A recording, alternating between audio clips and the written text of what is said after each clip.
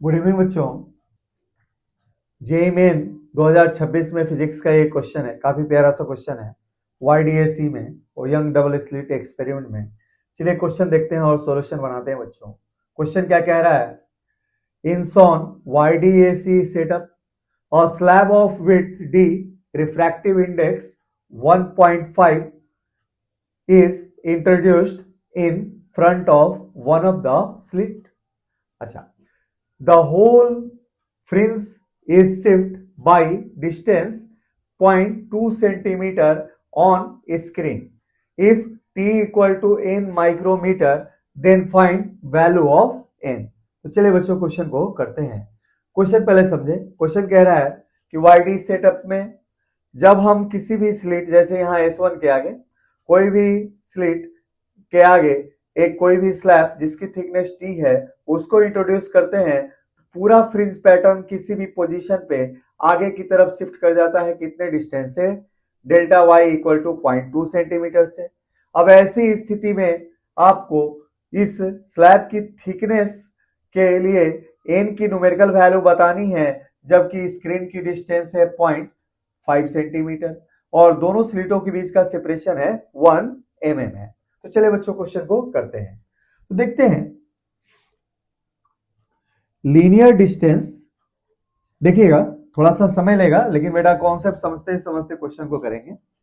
तो linear distance of a fringe on screen from central fringe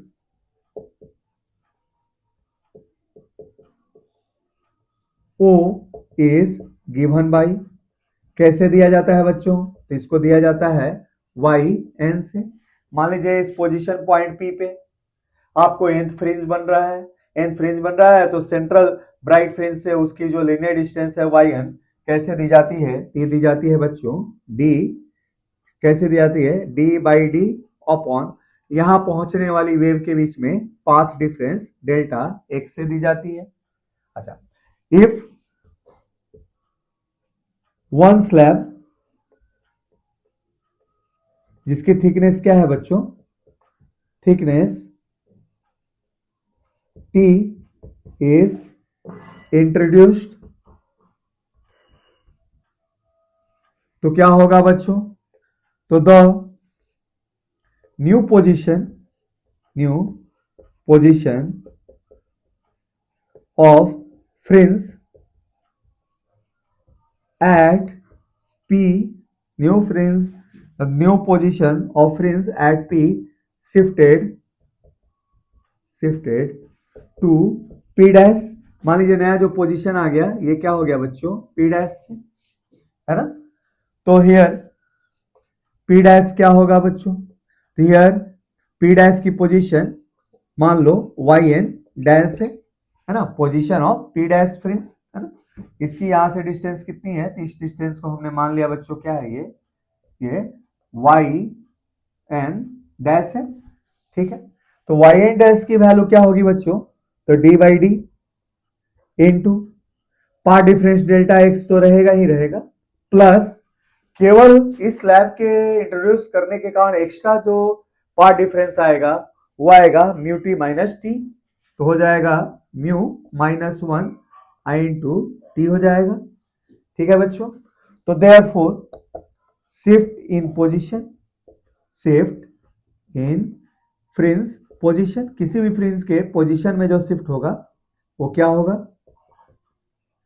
delta Y equal to Y N dash minus Y N हो जाएगा बच्चों। अच्छा, ये value कैसे अब निकालेंगे बच्चों? देखें आप, थोड़ा सा थ्योरी लिख रहा हूं लेकिन कंसेप्चुअल है बच्चों, ध्यान रखिएगा।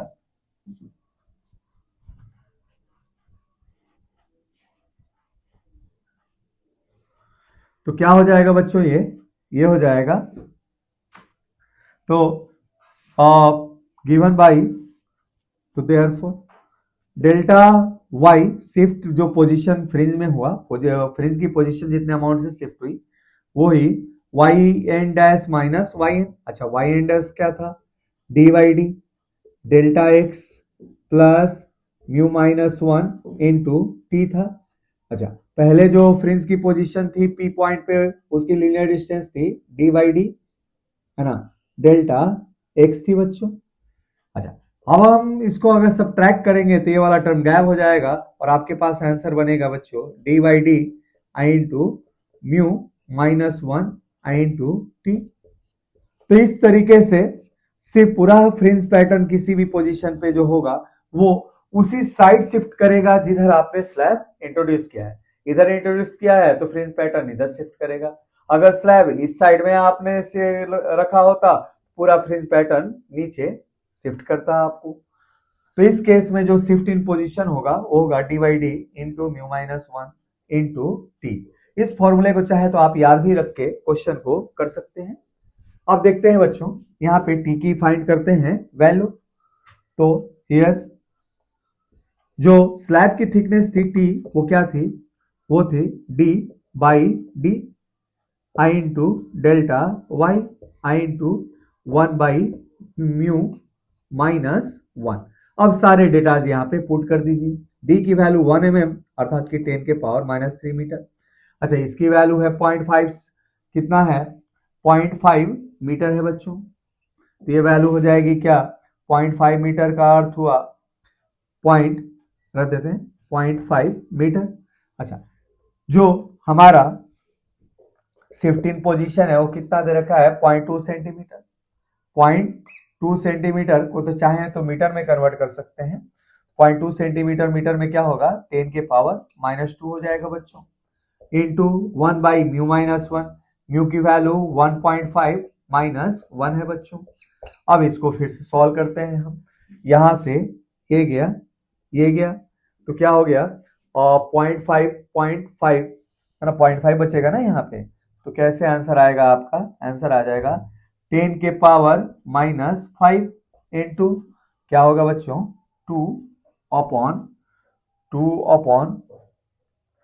5 इंटू 0.5 हो जाएगा बच्चों। ठीक है, तो इस तरीके से हमारे पास जो वैल्यू आएगी 0.5, कुछ छूट नहीं रहा है ना, नहीं ये आ जाएगी। अच्छा, अब ये जो वैल्यू आएगी आपके पास ये क्या जाएगा, ऊपर जाएगा। अच्छा, ऊपर जाएगा तो ये क्या होगा 25 हो जाएगा। अब देखते हैं न्यूमेरिकली सॉल्व करते हैं तो क्या हो जाएगा ये।